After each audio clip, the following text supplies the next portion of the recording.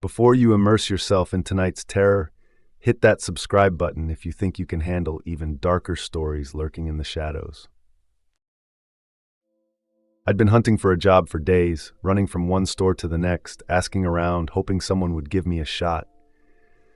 But it felt like every door was slammed shut before I even had a chance to step inside. I was sitting outside a diner one evening, nursing a cold coffee that had long since gone lukewarm, when I noticed this old man walking toward me. He was hunched over, his clothes worn and faded.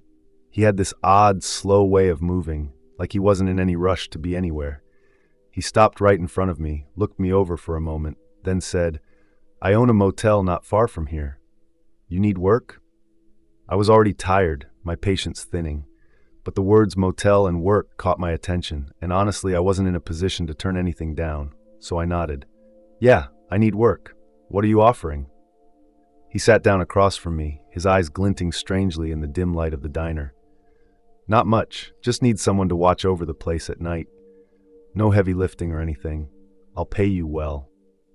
I wasn't sure what well meant, but I could definitely use the cash. Still, something about the whole thing felt off. I couldn't shake the feeling that this guy had something else in mind. I decided to ask anyway. "Why hasn't anyone taken the job yet?" I asked. "It doesn't sound too bad." The old man chuckled, but there was something hollow in the sound. "Oh, lots of people have tried. They come, they go. It's a lonely spot, you know? People don't like the quiet. The road's bad for accidents, too. A lot of folks don't feel comfortable out there. But I've got my ways of keeping things interesting." I raised an eyebrow at him. "Interesting? Like what?" He leaned in closer, his voice dropping to a near whisper, as if he was sharing a secret. "Some people can't handle the stillness. They get restless. And sometimes, when the night gets too quiet, they start hearing things that aren't real. That's usually when they leave. No one's stuck around long enough to get used to it." I couldn't help but laugh a little. "Sounds a little strange. You sure about this?" He smiled, a kind of sad, knowing smile. "It's perfect for someone like you. No distractions. You just mind the place, keep an eye out, and you'll be just fine." It was a little strange, yeah, but I was desperate. The thought of a quiet job with no one bothering me sounded like a godsend, and the money, it was too good to pass up. "I'll do it," I said, feeling the words leave my mouth before I'd fully thought them through. He nodded. "Good. I'll give you the keys and the rules. Follow them, and everything will be just fine." I wasn't sure what kind of rules he meant, but at that point, I didn't care. The job was mine. He handed me a crumpled piece of paper with the rules written in his shaky handwriting. They seemed simple enough. Rule 1, always greet guests with a smile and polite tone when they arrive or leave. Rule 2, if you hear the phone ring, no matter the hour, pick it up. Rule 3, never go into room 13 after midnight. Rule 4, ensure all doors to unused rooms are locked at all times. Rule 5, if you hear someone knocking on the door at 3 a.m., do not open it. I folded the paper and stuck it in my pocket. "Seems simple enough," I said, standing up to leave. The old man smiled again. "It is. Just remember, the night can be a bit more unpredictable than you think, but you'll be fine." I glanced back at him as I walked toward my car, wondering just what kind of place I was about to step into. The motel was on a stretch of road so desolate, I wouldn't have been surprised if there weren't a single soul around for miles. But the money was right, and I didn't have anything else going for me. I drove off, heading toward the unknown. I pulled up to the motel around 10 p.m., the night already settling in. The place was just as the old man had described, isolated, off a stretch of highway where barely anyone passed through. The neon sign above the entrance flickered every few seconds, casting an eerie red glow across the parking lot. There were no other cars, and the motel looked as though it had been stuck in time, its exterior weathered and worn. Before I even got out of the car, I double-checked the address on the piece of paper the old man had handed me. Sure enough, I was in the right place. The man's offer had seemed strange at first, but the promise of a steady paycheck was enough to push my doubts aside. I'd been out of work for weeks, and the desperation had begun to settle in my bones. I walked toward the motel's entrance, my footsteps muffled by the dust on the ground. The front door opened with a slight creak as I pushed it, and I stepped into a modest lobby. It wasn't much, just a small counter, a few old chairs, and a flickering light overhead. There wasn't anyone around, so I waited for a few seconds. I wondered if the old man was still around, or if I was supposed to start my shift without him. The rules he gave me were simple enough, but there was something about the whole situation that felt a bit off. I shook it off, figuring it was just my nerves. After a minute or so, I heard the sound of footsteps approaching from the back. The old man appeared at the entrance to what I assumed was the office. He didn't seem surprised to see me there, nor did he offer any more explanations than he had earlier. "Everything's in order," he said, handing me a set of keys. "You know the rules. Keep things quiet, and if you need anything, don't hesitate to call." I took the keys, feeling the cool metal in my hand. There were several on the ring, each labeled with a simple number. "Got it," I said, tucking the keys into my pocket. "Anything else I should know?" The old man paused, his eyes scanning the lobby for a moment. "Just make sure you stick to the rules," he replied in a tone that was almost too casual. "People don't last long around here if they don't." I nodded, not sure how to respond to that. "Also," he added, "I've got the room ready for you if you want to get some sleep. Just don't wander off too far tonight. You never know what might happen." With that, he turned and disappeared into the back again, leaving me standing there with the keys in my hand. I wasn't sure what he meant by that last part, but I didn't really want to press him on it.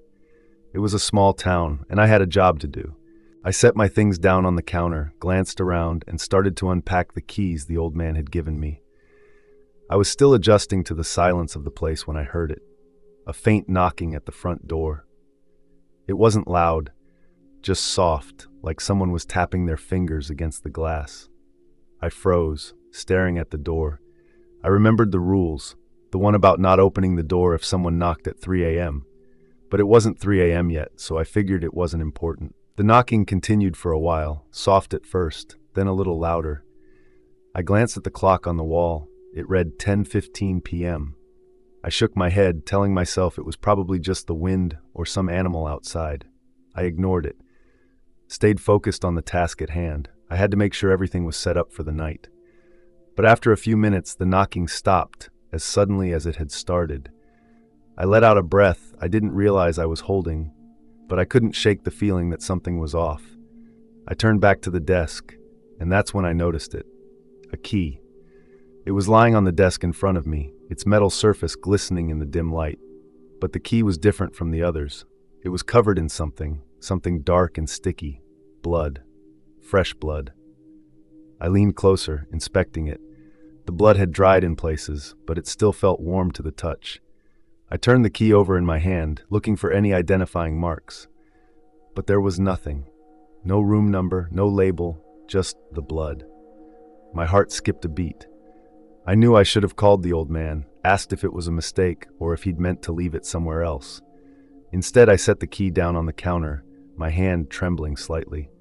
I glanced around the lobby again, half expecting someone to pop out from behind the furniture, but the place was as empty as before. I looked back at the key, and the hairs on the back of my neck stood up. It felt wrong. Everything about it screamed wrong. I was still standing in the lobby, pacing around and trying to shake off the feeling that something was terribly off, when I suddenly heard a loud screech of tires from the road outside. The sharp sound pierced the quiet, followed by a sickening crash that made my blood run cold. Without thinking, I rushed to the door and pushed it open. The cold night air hit me like a slap in the face as I sprinted toward the sound. The scene outside was worse than I could have imagined. A car was crumpled in the ditch, its front end smashed in, the headlights flickering weakly. I froze when I saw her, a woman, lying motionless on the asphalt. Her car was a mangled mess in the ditch, steam rising from the engine like it was still alive. But she wasn't moving. I could see the blood pooling beneath her, staining the concrete dark red. Panic surged through me, and I quickly checked her pulse, though deep down I already knew. Her skin was cold to the touch, and there was no sign of life. I stepped back, my heart pounding in my chest. I didn't know what to do. I couldn't just leave her there. But I knew I had to get help. I pulled out my phone and dialed 911, my hands shaking as I waited for the line to pick up. The dispatcher answered, and I quickly explained the situation, giving them the location of the motel and the accident. I could hear them processing the information on the other end, asking for more details, but I couldn't focus on their questions. My mind kept replaying the image of the woman lying there, lifeless. I stayed with her until the police arrived, doing my best to keep my distance and not interfere. When they finally pulled up, their lights flashing in the dark, I felt a strange mix of relief and dread. They moved quickly, checking the woman's body before confirming what I already knew. She was dead. The officers worked fast, securing the area and starting their investigation. One of them came over and asked me a few questions, but I didn't have much to tell them. I hadn't seen the accident happen, and I didn't know anything about her. They took down my name and the motel's address, then shifted their focus to the car. I watched them carefully as they pulled the woman's body from the road, placing it gently into a body bag and loading it into the back of their vehicle. I stood there for a moment, watching them drive away, feeling the weight of the situation settle in. The road was empty now, and all that was left was the quiet and the aftermath. I walked back to the motel, the night feeling colder than before. Entering the lobby, I was alone again. The place felt just as empty as before, but now there was an added sense of heaviness. I couldn't help but wonder if this was the kind of night that set the tone for the rest of the shift. I was sitting in the small lobby, glancing at the clock. It was just past midnight, and I was starting to feel the weight of the hours stretching ahead of me. Then the phone rang. It startled me out of my thoughts. The shrill sound seemed out of place in the otherwise quiet motel. For a moment I hesitated. I had already promised myself I wouldn't get involved in anything strange, but the rules from the old man echoed in my mind. Pick up the phone, no matter the hour. I reluctantly picked up the receiver, half expecting it to be a wrong number or some kind of prank. But the voice on the other end wasn't what I expected. It was distorted, almost like a whisper, and it sent a chill through me. "Check the mirrors in room 7, the voice whispered, low and urgent. I froze. My mind raced, trying to make sense of the words. Why room 7? What did it mean? But I knew better than to ignore the voice. Something about the tone felt like it was important. I hung up the phone, my hand trembling slightly. I took a deep breath, trying to calm myself. Room 7. I had to check it. I walked down the narrow hallway, trying to focus on my steps as my mind wandered. The door to room 7 was closed, just like the others. I stood there for a moment, my hand hovering over the doorknob. Was this really a good idea? But the strange voice kept echoing in my head, urging me to look. I opened the door, stepping inside. The room was dimly lit by a single lamp on the nightstand. It looked like any other room in the motel, nothing unusual at first glance. The bed was unmade, the curtains slightly drawn, but otherwise it seemed normal. I moved toward the mirror, hanging on the wall by the dresser. It was large, with an ornate wooden frame that looked like it belonged in an antique shop. But as I got closer, my stomach dropped. The mirror was cracked. A jagged line ran across the glass, splitting it into 2 uneven pieces. But what caught my attention more than the crack was what I saw in the condensation on the glass. Help me. The words were written clearly in the steam, fresh as though someone had just written them. My heart skipped a beat. I wiped the mirror with my sleeve, but the words didn't fade. They remained, etched into the glass like a warning I couldn't escape. I backed away from the mirror, my mind spinning. I didn't know what to make of it. Had someone been in here recently? Why would they leave a message like that? The air in the room felt heavier now, and I couldn't shake the feeling that I wasn't alone. I stood there for a long moment, staring at the cracked mirror and the words that seemed to beg for help. Something about it all felt wrong, but I didn't know what else to do. I couldn't just leave the message there. But at the same time, what if it was all part of some twisted joke or prank? I closed the door behind me, my breath shallow. I glanced back once more at room 7, but nothing seemed to move. The silence returned, and I quickly made my way back to the lobby, trying to push the unsettling scene out of my mind. As I walked back to the lobby, my footsteps echoed through the empty hallway. The strange events of the night swirled in my mind. First, the blood-stained key, then the crash on the road, and now the cracked mirror with its cryptic message. I kept telling myself that I was overthinking, that there had to be logical explanations for all of it. But deep down, I knew that wasn't true. The motel's layout was straightforward, one long, narrow hallway with rooms on either side. Room 7 was near the center of the corridor, while room 13 was closer to the far end. To get back to the lobby, I had to pass by it. As I passed room 13, I froze. A faint sound reached my ears. It was soft, almost indistinct at first, but as I stood there, I realized it was sobbing. Quiet, muffled sobbing, like someone was crying on the other side of the door. A shiver ran down my spine. The old man's rules flashed in my mind. Never go into room 13 after midnight. I hesitated for a moment, my instincts warring with my curiosity. Every fiber of my being screamed at me to keep walking, to ignore it and stick to the rules. But something about the sound drew me in. It wasn't just crying, it was desperate, heart-wrenching, like whoever was on the other side was in agony. I stopped in front of the door, leaning in close. I didn't dare touch the handle, but I pressed my ear against the cold wood, straining to hear. The sobbing stopped. My breath caught in my throat. The sudden silence was deafening, and for a moment I thought the person had left or stopped altogether. But then, just as I was about to pull back, I heard a voice. It was a whisper, faint but clear, seeping through the crack between the door and the frame. "He's almost here." The words chilled me to my core. They weren't spoken like a warning or a plea. They were calm, almost matter-of-fact. I stumbled back from the door, my heart pounding. Who was he? And what did they mean by almost here? My mind raced as I stood there, staring at the number 13 on the door, painted in faded gold. I didn't wait to find out. Turning on my heel, I hurried back to the lobby, my pulse thrumming in my ears. The hallway seemed longer than before, the shadows darker and more oppressive. Just 5 minutes after I'd heard that eerie whisper from room 13, I heard something that made my blood run cold. "Help me! I'm trapped! Please open the door!" It was the old man's voice. I froze, gripping the edge of the desk. His voice was unmistakable, filled with panic and desperation. The sound came from the direction of room 13. My mind raced. I knew the rule, don't open the door. But this was different. This wasn't a whisper or a knock. It was a cry for help, clear and urgent. What if he was really in danger? What if something had happened to him, and I was just sitting here, ignoring it? I stood up, my heart hammering in my chest.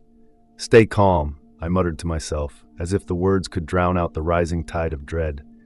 I grabbed the key ring from the hook behind the desk, quickly flipping through the labeled keys. Room 13. I scanned the tags twice, then a third time, my stomach sinking. The key wasn't there. That's when it hit me. The blood-stained key. I hadn't recognized it earlier, but the key on the desk had no room number. It had to be for room 13. My fingers shook as I reached for it, the dried blood flaking slightly as I picked it up. Each step down the hallway felt heavier than the last, the air thick with tension. The dim light flickered overhead as I approached room 13. "Please, I can't get out," the old man's voice called again. It was muffled but insistent, coming from behind the door. I stopped in front of the door, staring at the tarnished number. My hand hovered over the keyhole, the blood-stained key cool and slick in my palm. "What are you doing?" A voice in my head screamed. "You know the rule. You've seen enough tonight to know this isn't right." But what if it really was the old man? What if he'd been caught in some freak accident, or worse? I couldn't just leave him there. Taking a deep breath, I inserted the key into the lock. The metal felt ice cold against my fingertips. For a moment, I hesitated, my instinct screaming at me to stop, but then I heard his voice again, weaker this time. "Please, hurry." That did it. With a twist of my wrist, I unlocked the door. The moment the latch clicked, the door swung inward with a force I hadn't expected, as if it had been waiting for me. Inside, the room was dark, far darker than it should have been. The hallway light behind me barely penetrated the gloom. I could see nothing. No furniture, no walls, just an endless void of blackness that seemed to pulse and shift like a living thing. "Hello?" I called out, stepping cautiously over the threshold.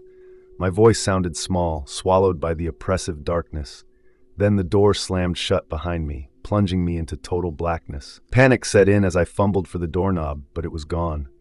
My hands met only the cold, smooth surface of the wall. The air grew colder, and I could feel it pressing against my skin, heavy and suffocating. Whispers began to rise around me, overlapping and chaotic, like a chorus of voices speaking in a language I couldn't understand. My head spun as I tried to make sense of what I was hearing. Suddenly, a faint light flickered ahead of me, revealing distorted faces emerging from the darkness. Their mouths moved soundlessly, their hollow eyes fixed on me. I stumbled back, my breath coming in short gasps, and then I saw him. The old man stood at the far end of the room, illuminated by the flickering light, but he wasn't the same. His face was twisted into a grotesque grin, his eyes glowing red as he laughed, a deep, guttural sound that echoed through the void. "Welcome," he said, his voice no longer desperate but mocking. "You've done well." I tried to speak, to demand answers, but the words caught in my throat. The last thing I saw before the darkness swallowed me was the blood-stained key, lying on the floor where I dropped it. Through the suffocating blackness, a flickering light appeared ahead.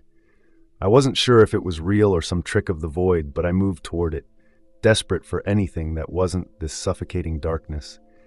The light resolved into a scene outside the motel. The neon sign buzzed and flickered, casting an eerie glow over the parking lot. There, standing under the sign, was the old man. He was laughing. The sound was guttural and unnatural, reverberating in the void like a predator's growl.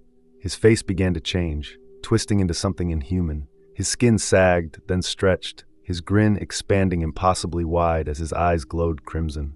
Horns sprouted from his head, and his figure grew taller, more monstrous with each second. It hit me all at once. The old man wasn't just the motel owner. He was something far worse, something ancient and malevolent. This place, this motel, wasn't just a business. It was a trap, a feeding ground for him to ensnare and consume the souls of the unsuspecting. I tried to scream, but the sound wouldn't come. Suddenly, a figure emerged in the darkness beside me. It was the woman from the crash on the roadside. Her face was pale, streaked with blood, and her eyes were wide with terror. She reached out to me, her lips trembling as she whispered, "You were never meant to leave." Her words echoed, reverberating in the void as other figures began to appear, dozens of them. They were the motel's victims, their faces frozen in agony, their bodies twisted and broken. Each one reached for me, their whispers forming a cacophony of despair. "No," I shouted, finally finding my voice.